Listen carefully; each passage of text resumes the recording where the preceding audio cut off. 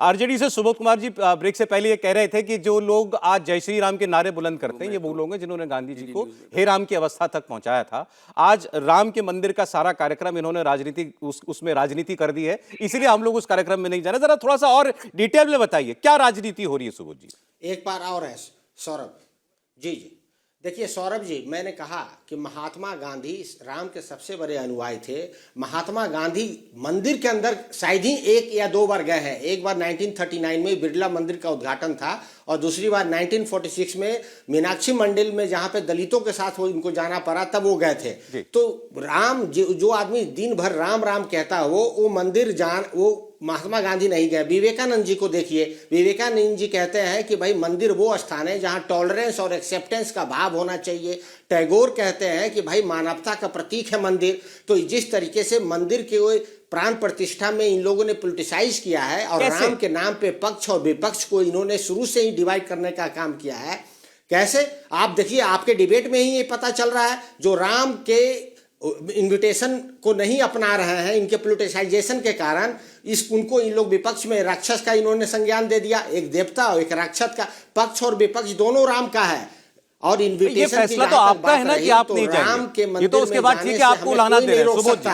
ये तो इन्होंने तो आपको बुलाया, ये तो बल्कि आज वीएचपी के लोग तो ये कह रहे हैं कि हम पर तो बड़ा दबाव था, मुलायम सिंह यादव की पार्टी को मत बुलाओ जिन्होंने गोली चलवाई, जिन्होंने राम के अस्तित्व को नकारा, कांग्रेस पार्टी को मत बुलाओ, लालू यादव ने आडवाणी जी का रथ रोका था, मत बुलाओ। लेकिन हम तो बुला रहे हैं, ये दबाव होने के बावजूद आपने तय किया हम नहीं जाएंगे।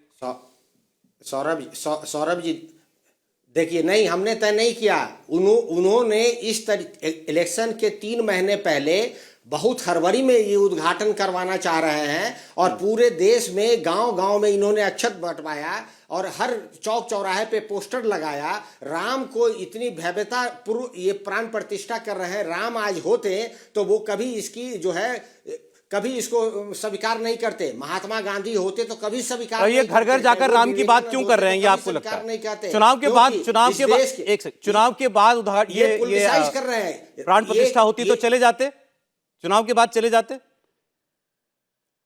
देखिए एकदम हम कह रहे हैं कि ये राम को आगे कर अपनी हार को जीत में तब्दील करना चाहते हैं। ये 2024 का इलेक्शन हार रहे हैं, इसीलिए इन्होंने राम का सहारा ले लिया है। तो इस कारण से हम लोग सब जानते हैं कि राम को ये यूज कर रहे हैं। 1990 से ये यूज कर रहे हैं राम को। आज ये नया चुनाव हार रहे थे, अब राम जी बचाएंगे इनको चुनाव से। अब ठीक बार-बार उन्होंने कहा पॉलिटिसाइजेशन है, राजनीतिकरण है। उनका एक इल्जाम ये था कि अभी क्यों, बाकी बाकी लोग भी यही बात उठा रहे हैं कि भाई अभी क्यों ये उद्घाटन समारोह किया जा रहा है। तिवारी जी, राम मर्यादा पुरुषोत्तम, एक मिनट तिवारी जी, रामनवमी पे कर लेते, चुनाव के बाद कर लेते, अभी क्यों कर रहे हैं?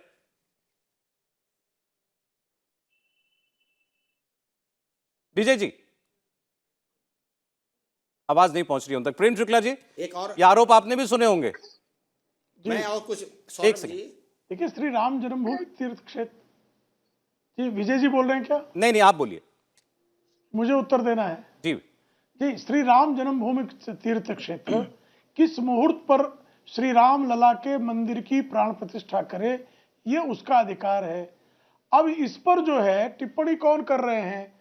जो राम लला के रथ के मंदिर को रुकवाने का हर संभव प्रयास कर रहे थे, जो वहां बाबर के मकबरे को बनाने का संकल्प ले रहे थे, जो राम भक्तों पर गोलियां चला रहे थे, जो राम को काल्पनिक बता रहे थे। तो भाई ये चीजें जो है, अश्वमेध यज्ञ श्री राम जी कब करेंगे, ये खरदूषण से पूछा जाएगा क्या?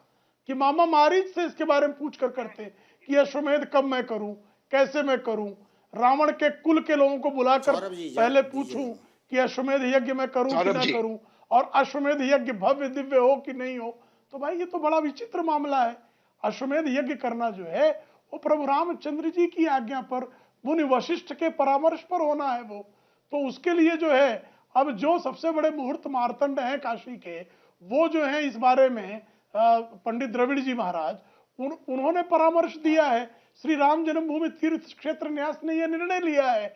श्री राम जन्मभूमि तीर्थ क्षेत्र न्यास जो है राम भक्तों को निमंत्रित करने के लिए घर घर अक्षत भेज रही है।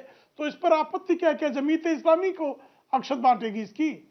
कि रामलला का मंदिर बन रहा है, बाबरी मस्जिद एक्शन कमेटी और जमीयत इस्लामी बात बांटेगी क्या अक्षर? जी बड़ा विचित्र प्रश्न है लोगों ठीक है। का। एक बार तिवारी जी का समझ से फोन परे है डिस्कनेक्ट ये हो गया था, प्रश्न। जुड़ गए दोबारा हमारे साथ। तिवारी जी, यहाँ प्रश्न आया था कि ये आनंद इतनी हड़बड़ी में, जल्दबाजी में कार्यक्रम क्यों है? किसी ने कहा रामनवमी के दिन करना चाहिए था, किसी ने कहा चुनाव से पहले क्यों, चुनाव के बाद करना चाहिए था। अक्षत क्यों बंटवा रहे हैं आप करोड़ों घरों में? हाँ बिल्कुल बिल्कुल बिल्कुल। देखो ऐसा है कि भगवान श्री राम टाट के भवन में रह रहे हैं, और ये है कि जब पहला तल बन जाएगा, पहला तल पूरी के तरीके से सुसज्जित हो जाएगा, तो उसी अवसर पर कभी प्राण प्रतिष्ठा होगी। अब वो पहला तल जहाँ पर प्राण प्रतिष्ठा होनी थी, गर्भगृह वाला जो स्थान है, वो पूरा सुसज्जित हो गया, पूरी तरीके से बन गया। अब भगवान राम को उन टाट के भवन से उठा करके उनको वहाँ पर प्रतिष्ठित किया जाए, जो उनका निजी भवन था। तो हम तो अपने घरों में बहुत अच्छे से रह रहे हैं। अगर हम ये मानते हैं कि सजीव रूप में मानते हैं, तो हमें भगवान राम को यथास्थान पर शीघ्र लाना चाहिए। हम भी ऐसे ही करते हैं कि जब हमारा घर अगर कहीं टाट के उसमें रह रहे हों और अपना भवन बना रहे हों, तो हम निचले वाला तल बनाकर उसमें शिफ्ट हो जाते हैं, बाकी ऊपर बनाते रहते हैं। तो भगवान श्री राम लला को भी नीचे वाला सुसज्जित जो क्षेत्र है, जो गर्भगृह है, उसमें उनकी प्राण प्रतिष्ठा तय कर दी गई। और रोहिणी नक्षत्र, वो सारे नक्षत्र, वो सारा समय, वो सारा कालावधि, वो बिल्कुल मेल खाती है जब उनकी प्राण प्रतिष्ठा होनी चाहिए, वही समय रखा है। और देश के प्रकांड पंडित, गणेश द्राविड़, ऐसे ज्योतिषाचार्य, उन सब ने मिलकर ये समय निकाला है और ये कहा है कि ये बहुत उत्तम समय है, इस समय इनकी प्राण प्रतिष्ठा हो, इसलिए हो रही है।